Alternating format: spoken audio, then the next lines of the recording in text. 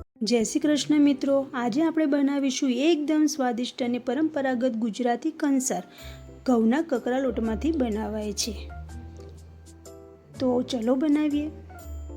તો અહીંયા એક બાઉલમાં એક વાટકી મેં ઘઉંનું પૈડણ લીધું છે અને એમાં 2-3 ચમચી તેલનું મોયણ આપ્યું છે અને હાથ વડે આપણે સરસ રીતે મિક્સ કરવાનું છે। મોયણ સારું હશે તો કંસાર એકદમ છૂટો બનશે। પછી એક કડાઈમાં મેં જે વાટકી લોટ લીધો તો એ જ વાટકી આપણે પાણી લેવાનું છે।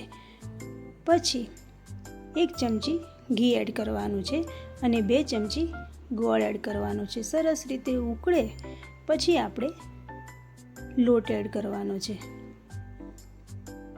પછી વેલણની મદદથી આપણે એને મિક્સ કરવાનું છે અને સરસ રીતે વેલણથી હોલ પાડવાના છે અને ધીમા તાપે કંસારને રંધાવા દેવાનું છે। 10-15 મિનિટ કંસાર બનતા લાગે છે।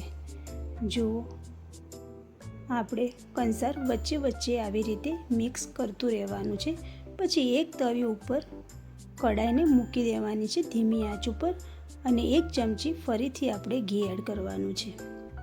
પહેલાંના જમાનામાં અવારનવાર કોઈ પણ શુભ પ્રસંગે કે નાના મોટા તહેવારોમાં ગુજરાતી ઘરે ઘરે બનતી લાપસી એટલે કંસાર।